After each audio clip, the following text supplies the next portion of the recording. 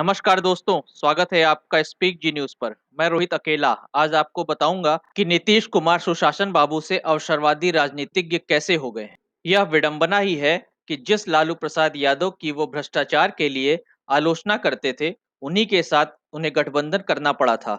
और जिस नरेंद्र मोदी को एक सांप्रदायिक व्यक्ति का खिताब देकर उनके साथ मंच साझा करने से इनकार कर दिया था, आज उन्हीं नरेंद्र मोदी के साथ वो कंधा से कंधा मिलाकर राजनीति में आगे बढ़ने की कोशिश कर रहे हैं। और रही बात क्राइम की, तो नीतीश कुमार जिस जनता दल यूनाइटेड पार्टी के अध्यक्ष हैं, वहां दागी नेताओं का अभाव हो, ऐसा हो ही नहीं सकता। नीतीश कुमार यूं तो साल 2000 में एक बार मुख्यमंत्री पद की शपथ ले चुके थे, लेकिन पर्याप्त बहुमत न होने के कारण उनका कार्यकाल सिर्फ 7 दिन का रहा। उसके बाद उन्होंने अब तक 3 बार जनादेश लेकर मुख्यमंत्री पद की शपथ ली और एक बार जनादेश वाले गठबंधन को तोड़कर नए गठबंधन के नेता के तौर पर 1 मार्च 1951 को बिहार के बख्तियारपुर में एक साधारण परिवार में जन्मे नीतीश कुमार के पिता का नाम राम लखन सिंह और माता का नाम परमेश्वरी देवी था। नीतीश कुमार के पिता भी राजनीतिक पृष्ठभूमि से थे और मशहूर गांधीवादी नेता अनुग्रह नारायण सिन्हा के काफी करीबी थे। नीतीश कुमार ने मैट्रिक तक की पढ़ाई गांव में पूरी करने के बाद बिहार कॉलेज ऑफ इंजीनियरिंग से इलेक्ट्रिकल इंजीनियरिंग की डिग्री ली। नीतीश कुमार की राजनीति प्रख्यात समाजवादी नेता जयप्रकाश नारायण के प्रभाव में शुरू हुई। उन्होंने 1974 में राजनीति में कदम रखा और जेपी आंदोलन में बढ़ चढ़ कर हिस्सा लिया। राम मनोहर लोहिया, जॉर्ज फर्नांडीज और वीपी सिंह जैसे नेताओं से इसी आंदोलन के दौरान उनका संपर्क हुआ। नीतीश कुमार की राजनीतिक शुरुआत यूं तो लगातार 2 विधानसभा चुनाव हारने से हुई, लेकिन उसके बाद वो राजनीति की सीढ़ियां लगातार चढ़ते ही गए। 1985 में बिहार विधानसभा चुनाव जीतने के बाद लोक दल पार्टी से लेकर जनता दल तक उन्होंने एक कई महत्वपूर्ण पदों को संभाला।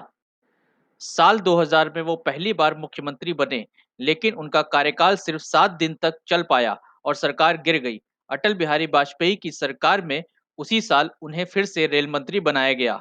नवंबर 2005 में उन्होंने बिहार में राष्ट्रीय जनता दल की 15 साल पुरानी सत्ता को उखाड़ फेंका और बीजेपी के साथ मिलकर गठबंधन की सरकार बनाई। साल 2010 में बीजेपी के गठबंधन के साथ ही एक बार फिर वो मुख्यमंत्री बने, लेकिन 2013 में नरेंद्र मोदी को प्रधानमंत्री पद का उम्मीदवार बनाए जाने के बाद बीजेपी के साथ उनका गठबंधन टूट गया। 2014 में उन्होंने लोकसभा चुनाव में अपनी पार्टी के खराब प्रदर्शन की वजह से मुख्यमंत्री पद से इस्तीफा दिया, जिसके बाद जीतन राम मांझी मुख्यमंत्री बने। लेकिन 2015 में नीतीश कुमार एक बार फिर मुख्यमंत्री बन गए। 2015 के चुनाव में नीतीश कुमार ने अपनी पार्टी जनता दल यूनाइटेड का उन दलों के साथ गठबंधन किया जिनसे वो पिछले 25 साल से लड़ते चले आ रहे थे। इस महागठबंधन में लालू यादव की राष्ट्रीय जनता दल और कांग्रेस पार्टी शामिल थी, जबकि मुकाबला बीजेपी के नेतृत्व वाले एनडीए से था। इस चुनाव में महागठबंधन को भारी जीत हासिल हुई और बीजेपी महज 58 सीटों पर सिमट गई। महागठबंधन को 178 सीटों पर जीत हासिल हुई। लेकिन 26 जुलाई 2017 को नीतीश कुमार के राजनीतिक फैसले ने सभी को आश्चर्य में डाल दिया, जब उन्होंने महागठबंधन से अलग होने और तत्काल बाद बीजेपी के साथ गठबंधन करके सरकार बनाने का दावा किया। महागठबंधन टूट गया, आरजेडी और कांग्रेस सत्ता से बाहर हो गई और नीतीश कुमार फिर से मुख्यमंत्री बनने में कामयाब हो गए। लेकिन सुशासन बाबू के रूप में ख्याति अर्जित करने वाले नीतीश कुमार खुद के ऊपर एक अवसरवादी राजनीतिज्ञ का तमगा लगाने से नहीं रोक सके। पिछले करीब 2 दशक में बिहार का यह शायद पहला चुनाव होगा जिसमें नीतीश कुमार राजनीतिक रूप से बहुत प्रासंगिक नहीं दिख रहे हैं। पिछले लोकसभा चुनाव से पहले तक जो नीतीश कुमार राजनीतिक हलकों में पीएम मटेरियल के रूप में देखे जाते थे, आज बिहार के बाहर उनकी चर्चा तक नहीं हो रही है। महागठबंधन से अलग होने के बाद नीतीश कुमार ने अगर दोबारा जनादेश लेने की कोशिश की होती और बीजेपी के साथ नहीं गए होते, तो उन्होंने एक बड़ा राजनीतिक आदर्श देश के सामने रखा होता। लेकिन ऐसा न करके उन्होंने बड़ी ऐतिहासिक भूल की। उनके मुताबिक जनादेश का इससे बड़ा अपमान और कुछ नहीं हो सकता। इस जिसके खिलाफ आपने जनादेश लिया हो, बाद में उसी के पाले में जाकर बैठ जाएं। यही नहीं, बार-बार पाला बदलने के चलते नीतीश कुमार की व्यक्तिगत छवि भी प्रभावित हुई है। एक समय में विपक्ष की ओर से प्रधानमंत्री पद के दावेदारों में गिने जाने वाले नीतीश कुमार धीरे-धीरे राजनीतिक फलक से जैसे गायब होते चले जा रहे हैं। बिहार में लोकसभा चुनाव के प्रचार के दौरान भी ऐसा नहीं लग रहा है कि एनडीए में उन्हें कोई बहुत बड़ा महत्व दिया जा रहा है। एनडीए की ओर से प्रधानमंत्री नरेंद्र मोदी, बीजेपी अध्यक्ष अमित शाह और यूपी के सीएम योगी आदित्यनाथ जैसे नेताओं के बाद ही नीतीश कुमार की रैलियों की चर्चा हो रही है। बिहार में जाति राजनीति का शुरुआत से ही बोलबाला रहा है। फिर चाहे वो लालू प्रसाद यादव का राष्ट्रीय जनता दल रहा हो या रामविलास पासवान की लोक जनशक्ति पार्टी, दोनों ने ही जातिगत आधार पर अपना वोटर बेस बनाया और बिहार की राजनीति में बड़ी पार्टियों के तौर पर उभरी। जहां तरफ एक तरफ इन दोनों पार्टियों की लगातार बिहार में जाति राजनीति के लिए चर्चा होती रही है, वहीं इस वक्त राज्य की सत्तासीन पार्टी जेडीयू पर अब तक ऐसा कोई खास आरोप नहीं लगा है। पार्टी के मुखिया नीतीश कुमार ने शुरुआत से ही जेडीयू की छवि को इन दोनों पार्टियों से अलग बनाने की कोशिश की है, लेकिन विकास कार्यों की बदौलत विकास पुरुष का नाम हासिल किया।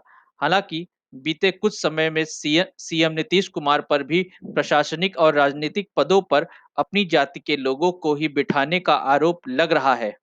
जब नीतीश कुमार सीएम बने तो शुरुआत में तो उन्होंने कुर्मी समाज के अधिकारियों को बहुत ज्यादा अहमियत वाले पोस्ट नहीं दी, लेकिन कुछ समय बाद उन्होंने त्रिपुरा और ओडिशा के कैडर के अफसरों को भी पटना डीएम तक की पोस्ट दी। मौजूदा पटना डीएम कुमार रवि भी कुर्मी जाति से हैं। राजद नेता तो यहाँ तक आरोप लगा चुके हैं कि नीतीश कुमार सिर्फ राज्य के बाहर के शाही खून पर ही भरोसा करते हैं। हालांकि नीतीश की तरफ से यह आरोप नकारे जा चुके हैं। ऐसा कहा जाता है कि बिहार में बगैर जाति की राजनीति की बात करना भी बेमानी है। बीजेपी और कांग्रेस जैसी राष्ट्रीय पार्टियों को छोड़ क्षेत्रीय पार्टियों की बिहार में तमाम राजनीति दल जात पर ही आधारित हैं। फिर चाहे वह लालू प्रसाद यादव की आरजेडी हो या सत्तारूढ़ जेडीयू के साथ तमाम क्षेत्रीय दल, सभी पार्टियां जात आधारित राजनीति के दम पर ही बिहार में फल फूल रही हैं। बात अगर लालू प्रसाद यादव के राष्ट्रीय जनता दल की करें तो इसे यादवों की पार्टी कहा जाता है, जिसके पीछे मुस्लिम समुदाय की ताकत भी लगी है। वहीं सत्तारूढ़ जेडीयू को भी कुर्मी और कोयरी जाति का समर्थन प्राप्त है। तो विश्व की सबसे बड़ी पार्टी बीजेपी तो अब भी बनियों की पार्टी कहा जाता है। बड़ा सवाल यह है कि जिस राज्य में होने वाले सियासी हलचल का असर देश भर में पड़ता है, क्या वह बिहार कभी जात पात की राजनीति से ऊपर उठ पाएगा? मुख्यमंत्री नीतीश कुमार में इच्छा शक्ति का अभाव है। जोड़ तोड़कर बनी सरकार में न इच्छा शक्ति है और न ही काम करने की शक्ति है। सरकार बाढ़ पीड़ितों को राहत देने की बात कर रही है, लेकिन बाढ़ पीड़ित परेशान है और दाने दाने को मोहताज है। अगर सरकार नहीं सचेत हुई तो अभी बिहार की और बदतर हालत होगी। बिहार की जनता को अब जागना चाहिए। कब तक इन जाति आधारित पार्टियों को सत्ता मिलती रहेगी? बिहार में रोजगार के स्रोत की कमी है। ऐसे हालात में पूर्व से स्थापित कारखाने भी बंद पड़े हैं, जिस कारण से बिहार में न ही रोजगार है और न ही कोई कल कारखाने लगने की कोई उम्मीद, क्योंकि इस बार नीतीश सरकार अपना जेब भरने की राजनीति पर आमादा हो गए हैं। जाहिर है इस जाति गणित के आधार पर ही बिहार में शुरू से राजनीति होती रही है। यह भी सच है कि 5 साल तक विकास का ढिढोरा पीटने वाली राजनीतिक पार्टियों के साथ जनता भी मतदान के वक्त जाति उम्मीदवार में ही संभावना तलाशती है। दोस्तों, हमारा वीडियो आपको पसंद आया हो तो इसे लाइक करें और हमारे कमेंट में जरूर बताएं कि इस बार बिहार में किसकी सरकार बनेगी, और जिन्होंने भी हमारा चैनल सब्सक्राइब नहीं किया है वो कृपया करके हमारे चैनल को सब्सक्राइब कर ले। धन्यवाद।